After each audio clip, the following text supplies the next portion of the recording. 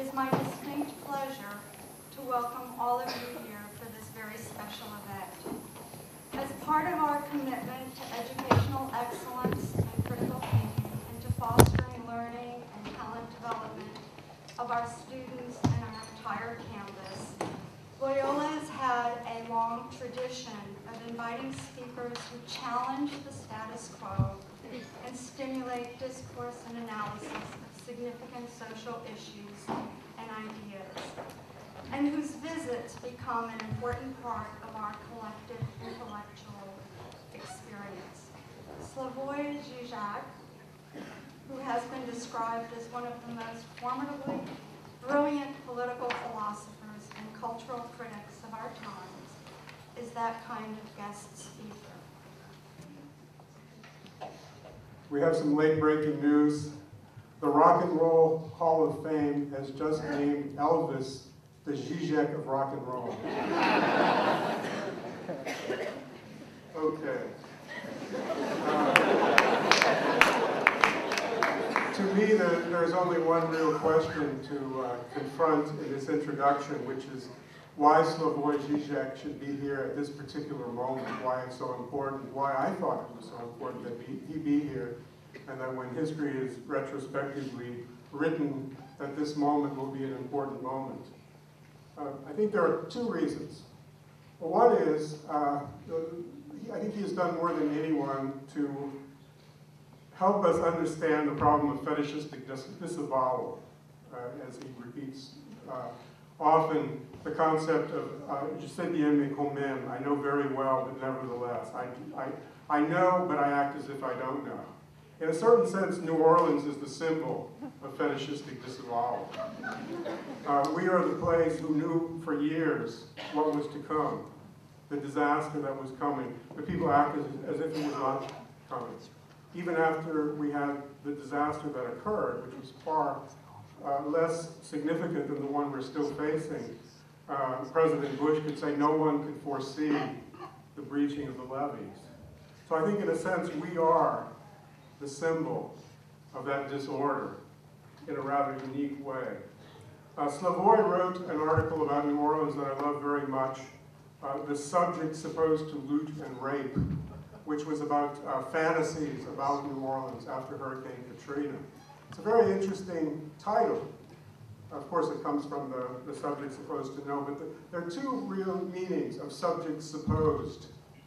On the one hand, we have the subject that is supposed. This is supposed to have happened in New Orleans. But the other meaning is the supposed subject as opposed to the object. Who is it that loots? Who is it that rapes? Who is the victim? Who is the perpetrator? Which brings you to the other reason why I think it's so important that he's here and that he speak about violence. Who is the victim of violence? Who is the perpetrator of violence? In a certain sense, we are the symbol of violence. We have had the highest murder rate in the country. We have had rampant crime. That's the visible violence, but many people don't realize that the underlying violence is the violence of being the incarceration capital of the world. It takes a whole generation that's subjected to daily violence in OPP and other prisons in this state. Who is the victim of violence? That's the question. In a certain sense, we embody the concept that Slavoj talks about, the part of no part. People ask, are we Americans? In a certain sense, we're the bad conscience of America. We're the part that is not part. And in a certain sense, that makes us the universal part, as he pointed out. So I'm hoping that, as a result of his presentation, we'll begin to understand the nature of violence and the nature of our place in a system of violence. So it's with great pleasure and honor that I introduce Slavoj Zizek.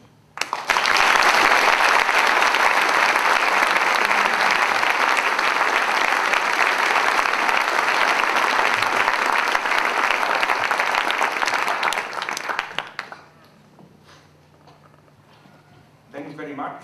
I'm here for the third time and I really like to be here. I'm very grateful for not only for incredible hospitality, the introductions. I also like very much the way my arrival was prepared. For example, those t-shirts the portrait of me there, I love it, because if some of you are ladies old enough to have daughters who are in dating age, I'm asking you a simple question referring to that image of me, like, would you allow that guy to take your daughter?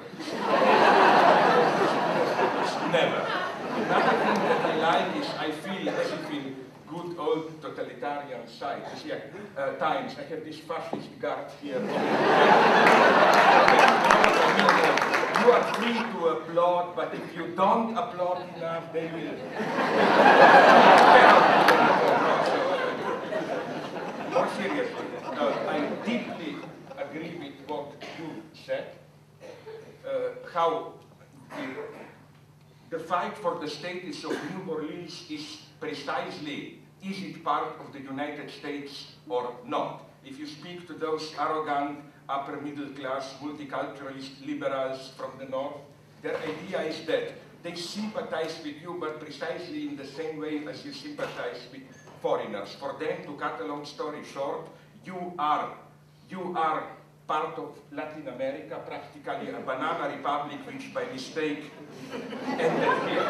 And the point is, no, you are genuinely, maybe even more than those colleagues from the North, part of the United States. And I think that this exceptional point, now you may disagree with me here, but nonetheless, I think it didn't begin only recently. I remember already from when I was young, which means, unfortunately, more than 30 years ago, I discovered this area of the United States through one, I think, of the great American novels, although I don't agree with all its political implications, All the King's Men.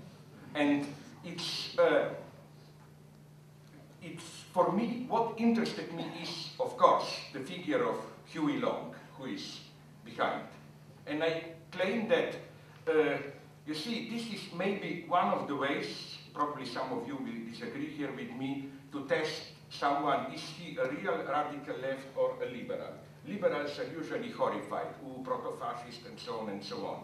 I've read books about Huey Long. I claim this is a mistake. Huey Long was not your version of Father Coughlin, McCoughlin, or what, and those disgusting two anti-Semites. He was, okay, whatever you call populist demagogy, but you know that at the same time, I think he was the first one to build hospitals for black people, to give to women positions, and so on. He broke the rule of this very restrained, wealthy, so-called liberal elite. This has to be done. He also embodies, for me, in a way, the limitation of American democracy, not that ours is better in Europe, right? In the sense that a simple liberal criticism of Huey Long is too short. The tragedy is that only a guy like Huey Long was able to do it, what had to be done. Okay, so now be prepared nonetheless for some theory. Since we are here at Loyola University, and since, although I'm an atheist, I define myself as a Christian atheist, I would like to begin in a very religious way, but sincerely, by a quote from Paul in Ephesians 6:12. He provided, I think, one of the first perfect definitions of critique of ideology. Maybe some of you know the quote. Here is the literal quote, okay, literal, official translation.